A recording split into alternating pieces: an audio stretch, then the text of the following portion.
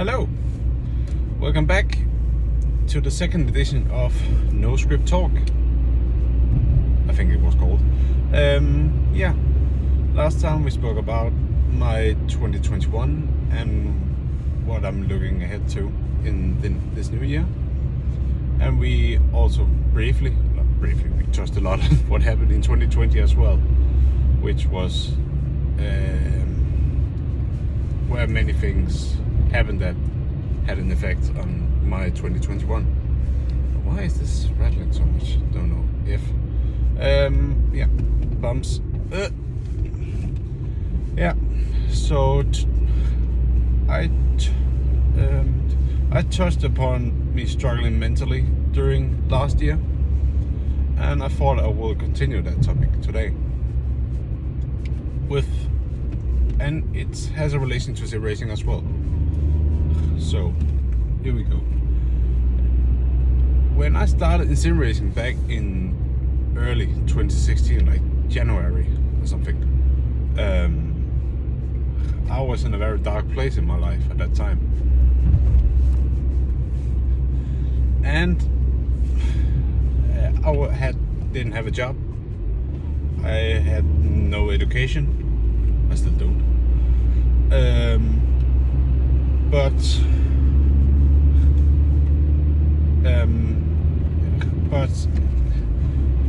I just in general struggled to find joy with anything. It was just in a dark place in general. And then I have been following football for many years, since 2006 actually, where I, for some reason, without any knowledge, I predicted Italy to win the World Cup 3 weeks before the World Cup started. And it happened.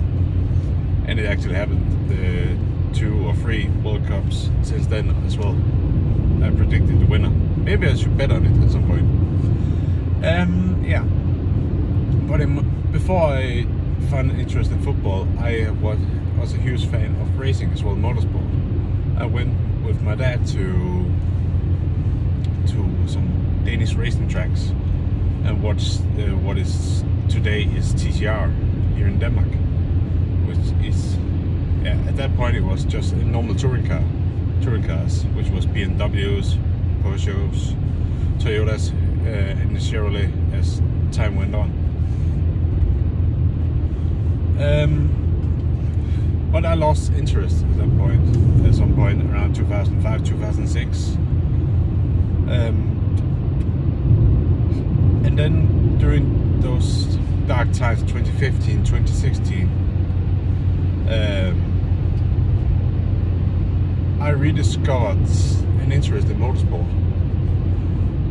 Started with Formula One, which I have been watching since I could remember as a child. With my dad being a huge fan of Michael Schumacher, and I ended up being a supporter of him as well. And I'm still a big admirer of Michael today. The mindset he had, and one of my favorite quotes is his: when something is your motivation, the passion will be there, or something like that. And I started watching Formula One when Mercedes started to dominate, which maybe wasn't the best of times for an entertainment perspective. But I just rediscovered a love for racing again. Then I started looking into racing games again. I've been playing Formula One games in Gran Turismo in my early, many years ago on the PlayStation. And then I found a game called Project Cars. And that's where my sim racing career actually started. On the PlayStation, I found a Danish community, and I started to drive in some local leagues. It was around, I think it was 2 races a week actually, which was in two weeks. I'm sorry for the light. I'm generally sorry. I'm really not. No. 2 or 3 weeks. No, 2 or 3 races each week with practice. I had no job and no education, just sitting at home, so I had plenty of hours to practice. And I just really found a passion, something I really enjoyed, and it just kept me going in some way. I felt like I had something to get out of bed and to do that I enjoyed. So as time went on, when I started, I couldn't even drive half a lap without crashing. And then to now, where I'm driving, a fairly competitive level. Not at the highest level, but a fairly competitive level. So as time went on throughout 2016 and going to 2017, I've been racing a lot and practicing a lot.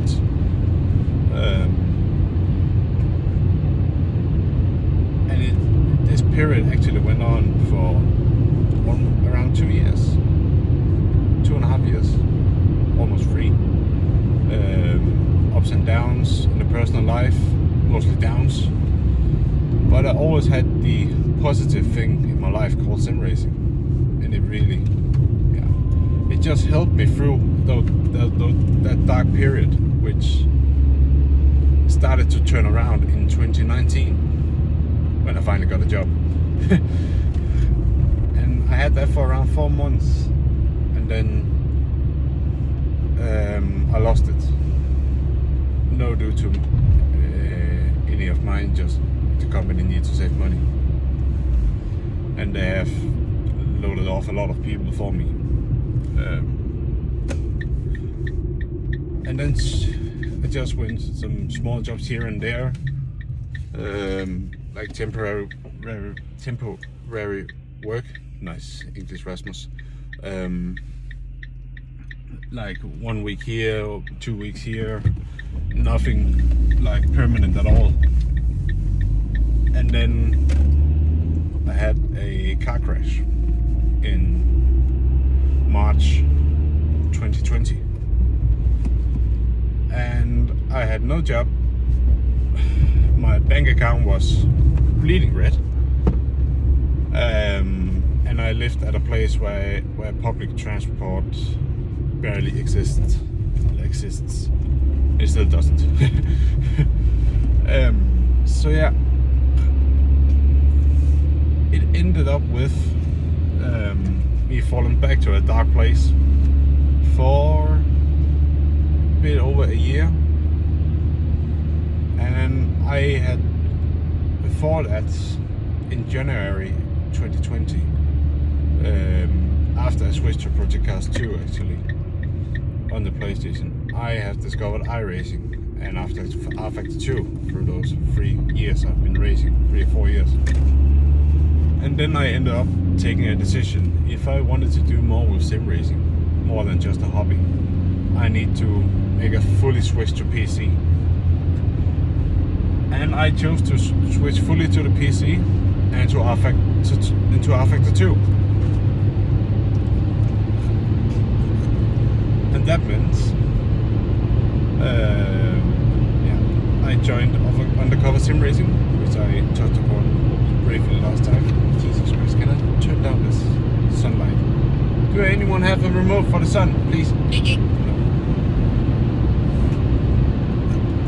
So yeah, I joined Undercover Sim Racing, were there for almost 3 years, until I got the offer burst, as I touched upon in the last episode.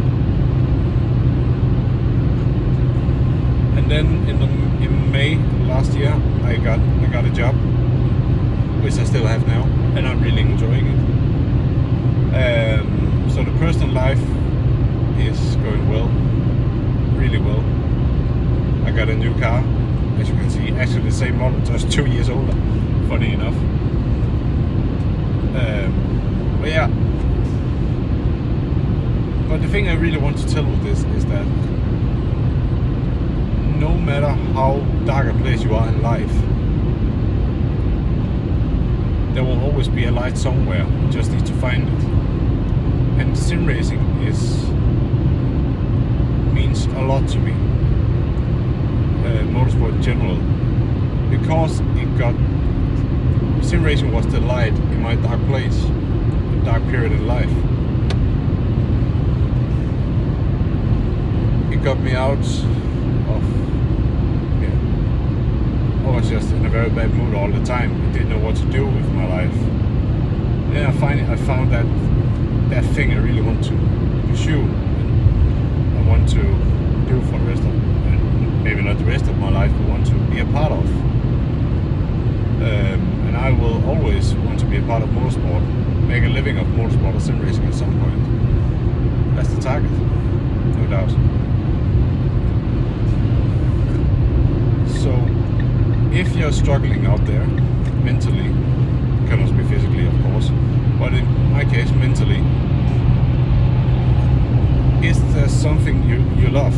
Is it a passion? Is it something you like to do? If it's sim racing, you started out and then you enjoy racing in general. Maybe try sim racing, where you will find joy in that. Maybe you discover you can be fairly good at it, and then you can maybe pursue a career in that. Or you're maybe good at, let's say, you're good at drawing, then maybe you can be an artist. So just where you like to write stories, maybe you can end up writing scripts for big films, movies in the future that we all go to the cinema and watch. So it's just about finding something you really enjoy and just stick with it. That's also why when I thought about retiring from sim racing, I ended up saying I have to still keep going. I can't stop. I don't want to stop because it's a passion. I can't let it go. I simply can't. So that's basically all I want to tell. Sim racing is one of the best things that's happened to me in my life, and I've made some great friendships over the years in sim racing, even though I only have been racing for like 6 years now or something, since I started. And I'm just grateful for the friendships I have made, the relations I've made, where it has taken me and where it hopefully will take me in the future. So I hope you find something you could use with this. Maybe you can relate to some of these thoughts and feelings I have had. So, and again, I know the comment section didn't work in the last video. I hope it does for this one. I have no idea why. But basically, if you have any topic you want me to touch on, I have a few ideas and I will put them through at some point. Let me know in the comments if it's open, of course. Otherwise, you can message me on my Facebook page, which should be linked in the description.